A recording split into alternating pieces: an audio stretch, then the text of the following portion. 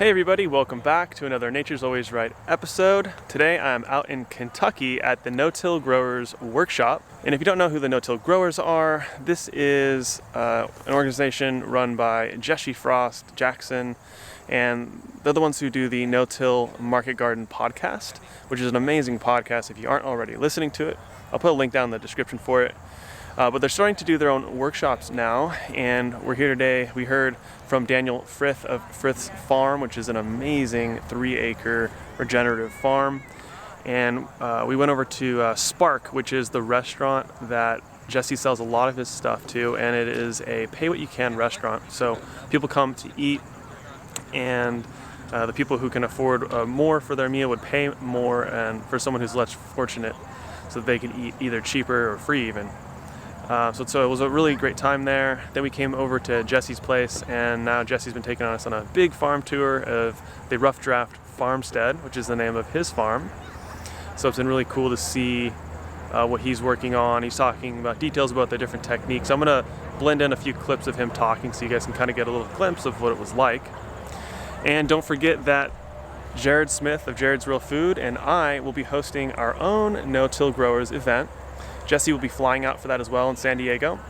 It's going to be at Jared's Real Food, and I'll put a link down in the description for tickets and all that, and also the promotional video that I made so you can see some of the stuff Jared has going on the property that it's going to be at. And it's just going to be a really great time where me and Jared are going to lay out our two different systems, his being large scale no-till, super regenerative, hedgerows, fruit trees. He does 4-foot beds with tons of compost, does lasagna style beds when he's opening up a new plot, all the different systems he does. And then I'll be talking about farming on an urban micro scale, super close plantings, 30-inch beds, and also how I make 90% of the nutrients that I use on my farm, from compost to Korean natural farming inputs, all the different things that I'm doing to try and close the loop on farming and make it cheaper and just produce better natural amendments for our crops. So that's what we'll be doing at ours. So I hope you enjoy this video, getting a little taste of what a No-Till Growers event is like. And also at the event, there's a ton of awesome farmers here and even YouTubers. Josh. What's up, buddy? I wanted to hop in. Oh, hey. So I just saying your name, actually. That's hilarious. Hey, how's it going, guys? Some awesome YouTubers are here as well, like Josh. Hey. It's awesome to see him in person and hang out. Yeah, totally. Yeah, having a great time here. Yeah. How you been enjoying it? It's been great, man. It's been just awesome connecting with people and talking no-till, and man, just the people that come together for these events are it's just incredible. Yeah, I think that might be my favorite part, even more so than the great information. Just getting to talk to everybody and like-minded people. Pick brains. Yeah, and I just noticed even during the presentation, like the quality and caliber of the questions, just awesome. Yeah, people. There's a lot of advanced people here, that's for sure. Yeah. All right, man. All right, see you later. So yeah, like Josh was saying, the networking has been fantastic. So we're really hoping that I know we're gonna have a really great group come out to our event as well. And looking forward to seeing you guys there. We have so many different things going on here. A big portion of the reason that our farm is somewhat experimental is that's the way I like to farm. I don't want to farm in a very linear way. I just want to play. That's what I love doing. And if we can play in a way that doesn't affect our income too much, we do a lot of it. So we do a 4-block rotation that isn't with our high density stuff. So we do a lot of lettuces. We do a lot of green onions and some quicker crops. That's where our main cash flow comes from. That allows us to do these other crops like potatoes, sweet potatoes, onions, green onions, onions, garlic, and maybe some sweet corn or something like that we want to throw in there. And then carrots. We do a lot of carrots on this farm. And so it's a 4-block rotation that last year was kind of semi-tillage. We really couldn't figure out how to take potatoes out of that or sweet potatoes out of that. This year we were we're just doing it. So let's start with this. This was sweet potatoes. In the last December, taking advantage of the photo period, as Brian O'Hara recommends, we sowed spinach. And we sowed the spinach, came up beautifully. We had spinach all through March into April. We were the only people with any food, and we were walking, we had we had way too much spinach, but we had a ton of spinach. When the spinach kind of just stopped producing, yellowing a little bit, we mowed it, threw a tarp over it, pulled the tarp off, plugged the sweet potato slips in. Sweet potato slips grew, mowed the sweet potato slips. It was super drought at this point. Popped them out. Nate and I grabbed them all, just kind of like, you kind of had to use because it was so dry, we kind of did have to use a shovel and just sort of pop them a little bit, and then we could pull them out. And then we did that whole thing, and now it's back into some cover crops, a variety of different things. We're trying, this is peas and oats that didn't quite get any rain when we sowed it, so it's a little bit shorter than we'd want it to be at this point. But we've got some taller stuff down there, so you'd be able to see what that would look like.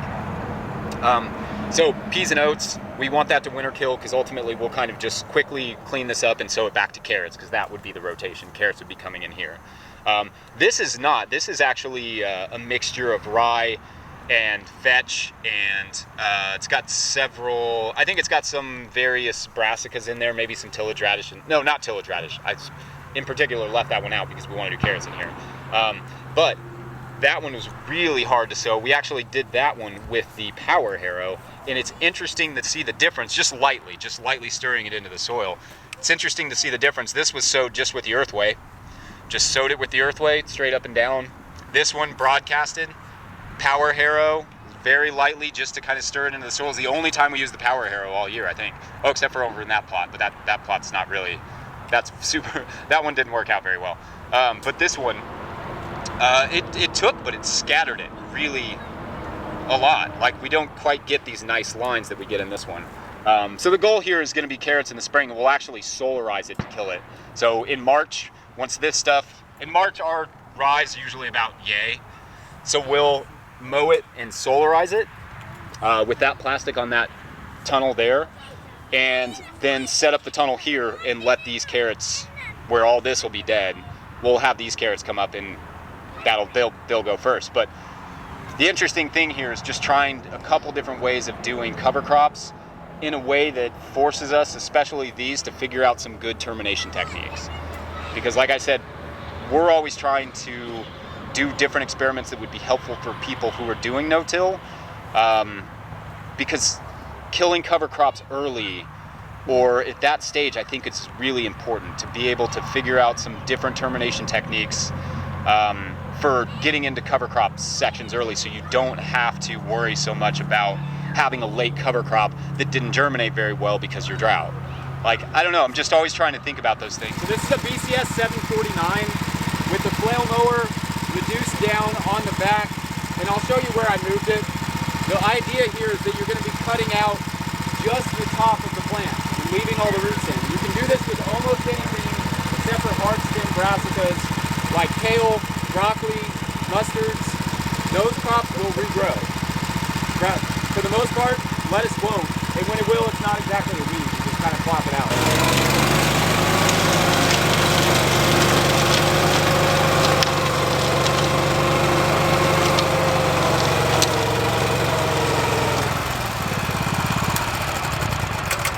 So for sake of time, we don't have to mow the whole thing, but I just wanted to show you how, you know, our mulch is pretty deep, right? And when I come back the other way, it would hit this middle section, so these would get clipped down. I would do both sides, and I don't go too far off the side.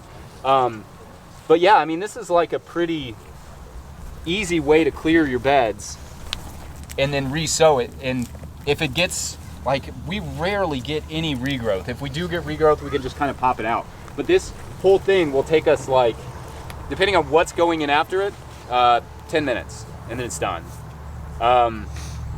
And you know, if we're putting in something that's intensive planting, right? It could take us, you know, 30 or 40 minutes to plant it, depending on what it is. But it's pretty easy, and if we really want something super exact, we can layer just a little bit of compost, and then we use what's called the gritter, and we mark our lines, and then we put the plants, just shove them in there. So there's really no.